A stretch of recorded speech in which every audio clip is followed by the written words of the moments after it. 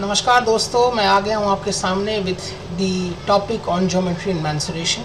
जैसे कि आपको पता है, ज्योमेट्री एंड मेंसुरेशन एक बहुत इंपॉर्टेंट टॉपिक है for SSC CGL exams, right. खासकर टायर 1 एंड टायर 2 एग्ज़ाम्स में इसकी महत्व जो है बहुत ज़्यादा है, राइट।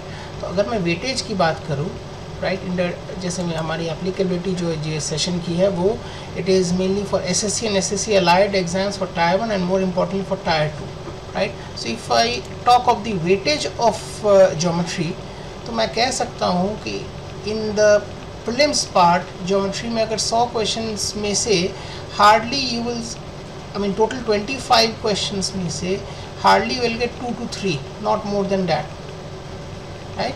बट इन मेंस और इन टायर 2 100 क्वेश्चंस में से द वेटेज इज़ अराउंड, अगर मैं ज्योमेट्री मेंसुरेशन और ट्रिग्नोमेट्री को भी इंक्लूड कर लूँ जो कि ज्योमेट्री का एक्सटेंडेड वर्जन है, तो यू विल गेट अराउंड 20 से 22 questions in geometry mensuration and trigonometry, which means the weightage in the prelims part is around, आप कह सकते हो 8 से 10%, while in mains exam it is around से 22 से 22% के आसपास, not more than that, okay.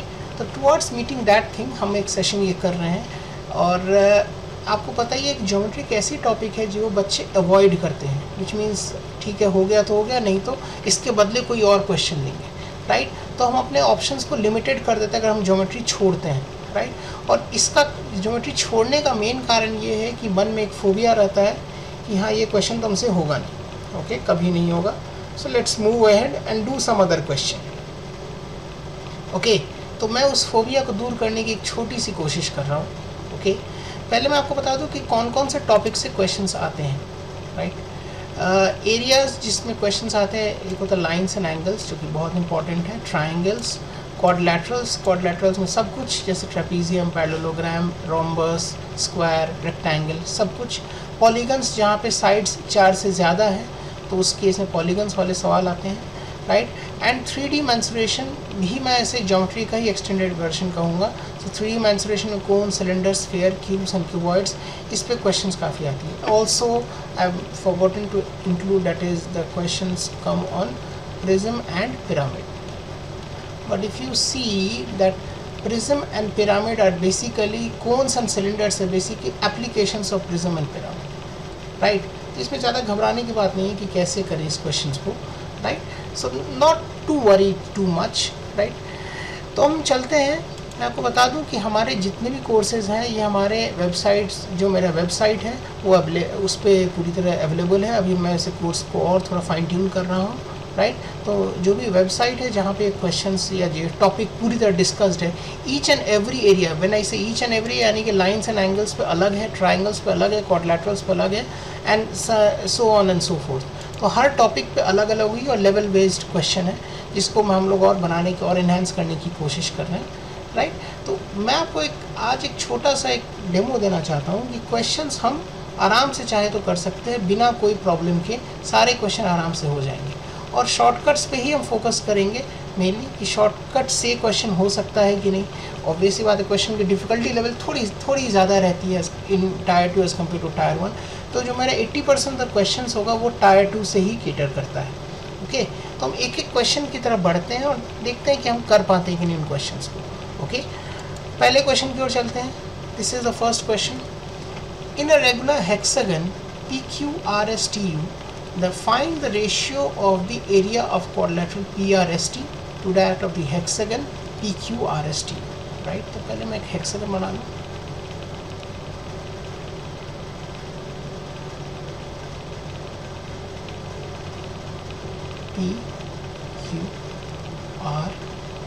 PQRST, ये हमारा हेक्सागन, ओके।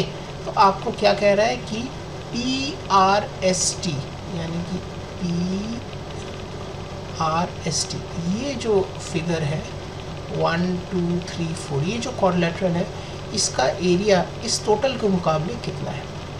तो ध्यान दीजिए बच्चों, जब हेक्सागन है it is the most symmetric figure in polygon, because अगर हेक्सागन को डिवाइड किया जाए सेंटर के थ्रू तो सारे के सारे इक्विलैटरल ट्रायंगल बनेंगे, ओके। तो अगर मैं इस चीज़ को एक सिमेट्रिकल इक्विलैटरल ट्रायंगल्स बनाऊं और फिर मैं इस सवाल को सॉल्व करूं तो देखिए क्वेश्चन कितना आसान हो जाता है, राइट। इसमें आपको कुछ करने की ज़रूरत, कोई फॉर्मूला वार्मूला की ज़रूरत नहीं है। वैसे आपको बता दूं हेक्सागन का एरिया क्या होता है। Hexagon area is 3√3/2 a², where a is the side of the hexagon, but हमें इतना करने की यहाँ पे ज़रूरत नहीं है। सो PRST। तो अगर मैं इसको जोड़ देता हूँ, ये हमारा सेंटर है, राइट। तो अगर मैं इस पॉइंट को घुमा लूँ यहाँ पे, तो कुछ ऐसा बन जाएगा, और इस पॉइंट को मैं रोटेट करके यहाँ पे ले आऊँ तो कुछ ऐसा बनेगा, right. Okay, now again if I join this part, ये भी एक सिमेट्रिकल ट्रायंगल है और ये भी एक सिमेट्रिकल ट्रायंगल, यानी कि अगर मैं सिमेट्री के हिसाब से चलूँ तो ये जो 4 ट्रायंगल बन रहे हैं, जैसे कि 4 ट्रायंगल, मान लो ये सेंटर है हेक्सागन की, तो ये triangle, this triangle and this triangle, ये 4 सिमेट्रिकल ट्रायंगल्स हैं, राइट। तो हेक्सागन में अगर आप देखो 4 सिमेट्रिकल, टोटल सिमेट्रिकल ट्रायंगल कितने हैं?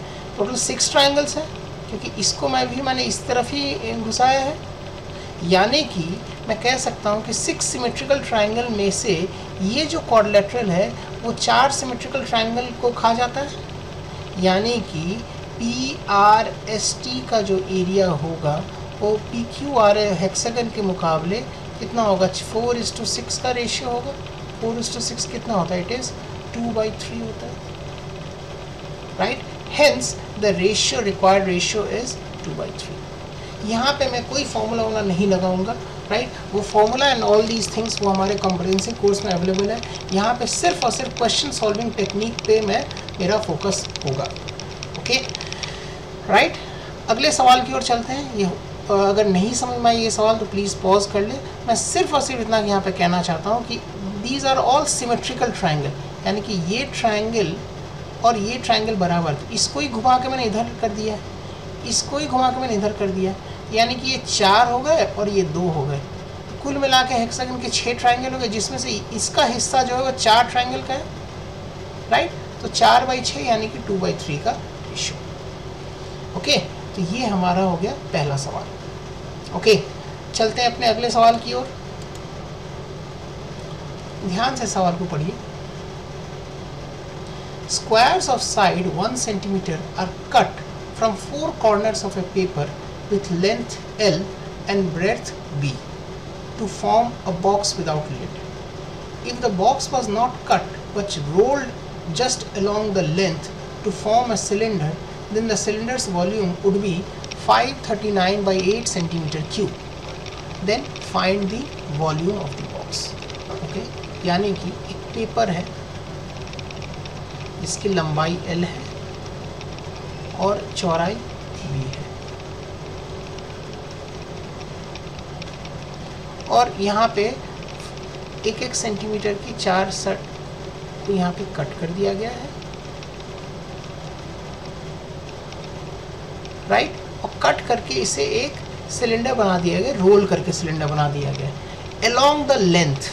जब वो सिलेंडर को अलोंग द लेंथ बन दिया, अगर मैं इसको रोल करूँगा तो कुछ ऐसा बनेगा सिलेंडर,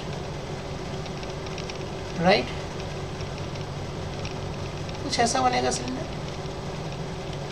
जिसकी अगर मैं इसको यहाँ पे बराबर घुमाता हूँ मैं, राइट, अगर बराबर घुमा तो इसका ये जो हाइट है, सिलेंडर का हाइट जो होगा तो B होगा। सिलेंडर का हाइट B है और सिलेंडर का दिस थिंग द सर्कमफ्रेंस वो L होगा, यानी कि मैं कह सकता हूँ कि अगर सिलेंडर की रेडियस R है तो कह सकता हूँ कि 2πr जो होगा वो L होगा, right, and the height is B,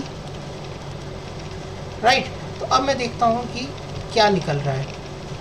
it is rolled along the length, तो वॉल्यूम क्या निकलेगी? वॉल्यूम निकलेगी πr²h। तो πr²h यानी कि pi into r is what is r? r is L/2π, okay. तो pi is L pi into r² यानी कि L/2 का whole square into h is b, that is equal to 539/8 centimetre cube. Okay, तो अगर मैं इसे solve करता हूँ तो आता है L² b बाई ये 4 स्क्वायर होता है, 4 स्क्वायर पाई से कटेगा तो नीचे में 4 होगा, दैट इज इक्वल टू 539/8। सो अगर मैं इसे सॉल्व करता हूँ फर्दर तो L² b is equal to 539/8 multiplied by 4 बहुत अच्छा सवाल है ये। तो अगर मैं करूँ 539/8 इंटू 4 इंटू 22/7, ओके, सो 4 इंटू 22/7, अगर मैंने सब कुछ सही किया एक बार देख लीजिए आप। So r² is L/2 5, right. So L² b is equal to this one, okay, right. So 4 square, so this is 1 4 मैं इसे मल्टीप्लाई करता हूँ, 4 2 = 8, 2 11 ओके। तो 539 अगर मैं इसे सॉल्व करता हूँ तो ये होता है आपका 77 इंटू 11, यानी कि L² b जो होता है वो होता है 77 इंटू 11। तो 77 into 11 can be written as 7 into 11 into 11, यानी कि 7 इंटू 11 स्क्वायर। अगर मैं सिमेट्री से देखूँ L² b अगर 7 इंटू 11 स्क्वायर है तो ये तय है कि L की वैल्यू होगी 11 और b की वैल्यू होगी 7। ओके, अब आपसे कह रहा है ये हमारा निकल गया L11 and B7। Find the volume of the box.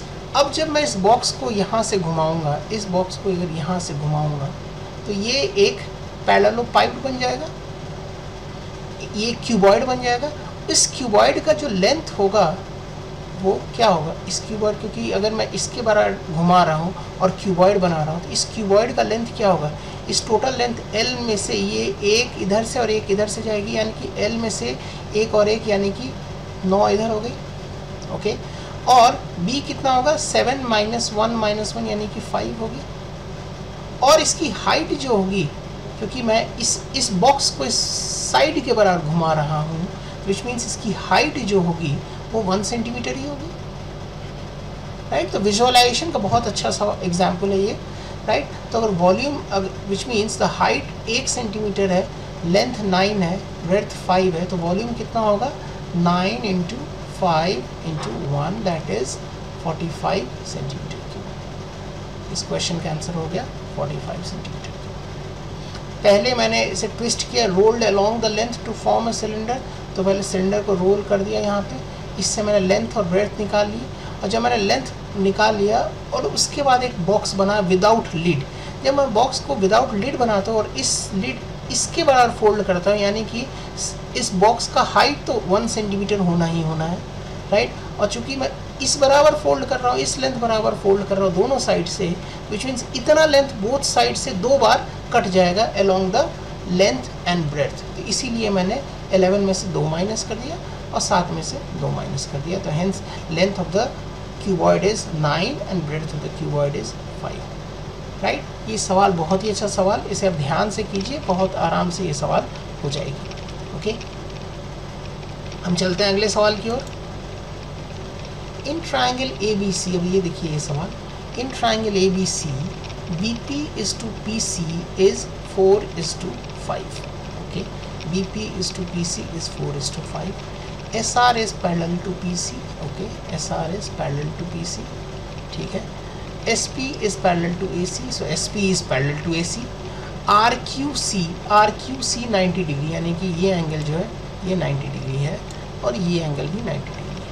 तो जो ही आपने देखा कि ये इसके पैरेलल है, ये लाइन इसके पैरेलल है, राइट, ये लाइन इसके पैरेलल है, कुछ ना कुछ यहाँ पे अभी तय है कि सिमिलैरिटी वाली बात आ गई है, ओके। तो हम सीधा सिमिलैरिटी वाली कंसेप्ट लगाएंगे यहाँ पे।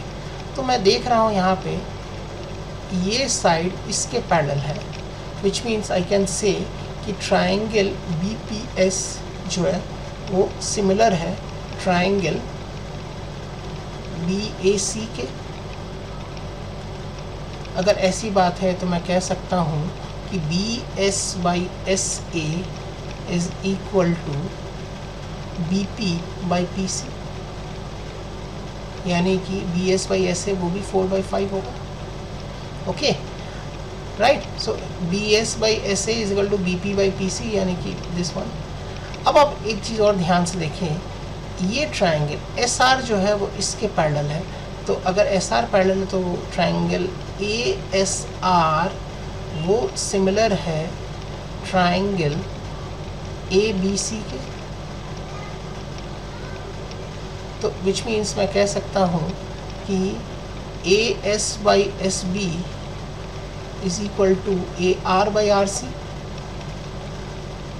तो AS बाई SB कितना है, BS बाई SA अगर 4:5 है तो AS by SB is equal to AR by RC, that is equal to 5/4 है. राइट. ओके. अब तीसरी बात, अब देखिए ये ट्राइंगल इस ट्राइंगल के सिमिलर है, मतलब ट्राइंगल RQC सिमिलर है ट्राइंगल ABC के. जिस तरफ सवाल जा रहा है उसी तरफ हम बढ़ने की कोशिश कर रहे हैं, विच मीन्स मैं कह सकता हूँ कि PQ और CR by RA is equal to CQ by QP. Okay, CQ by QP.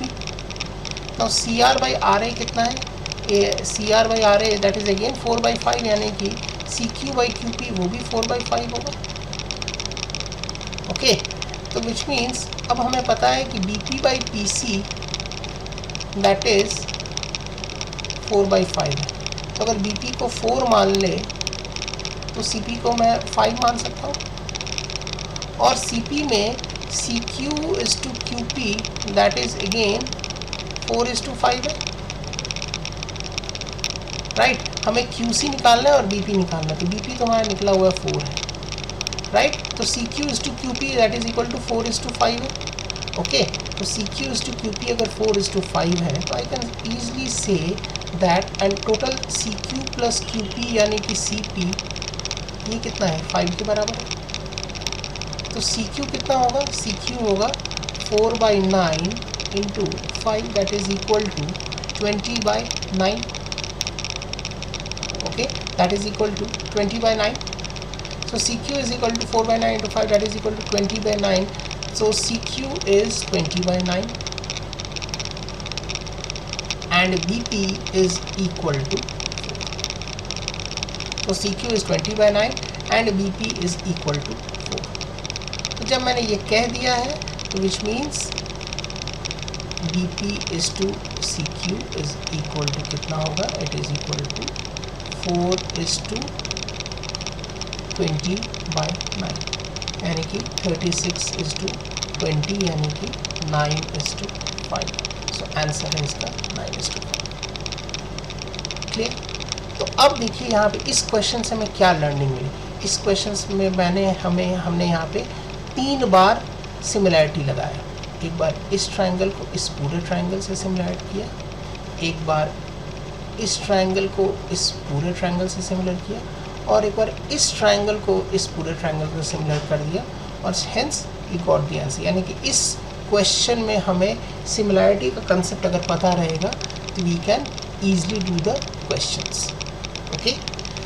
So this is about the similarity of triangles. हम इस लेक्चर को 2 पार्ट्स में करेंगे. राइट. एक पार्ट में नहीं, 2 पार्ट्स में करेंगे. इस सेशन को ज़्यादा ड्रैग करने की ज़रूरत नहीं है.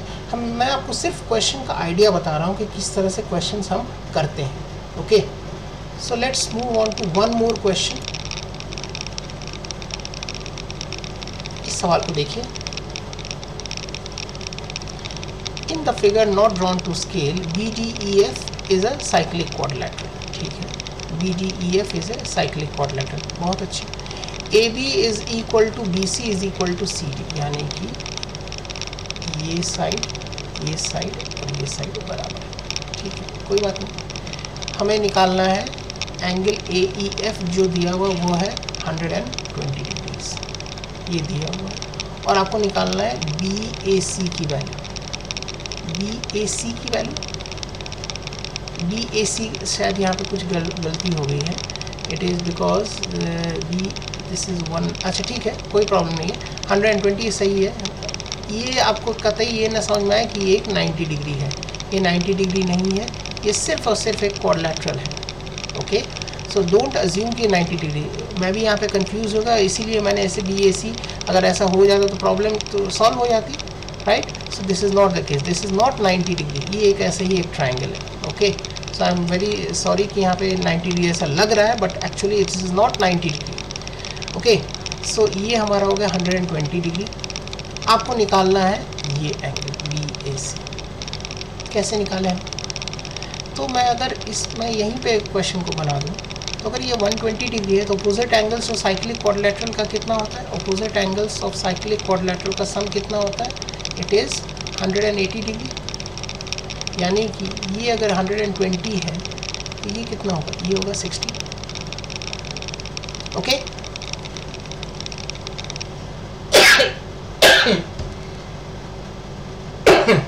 Excuse me,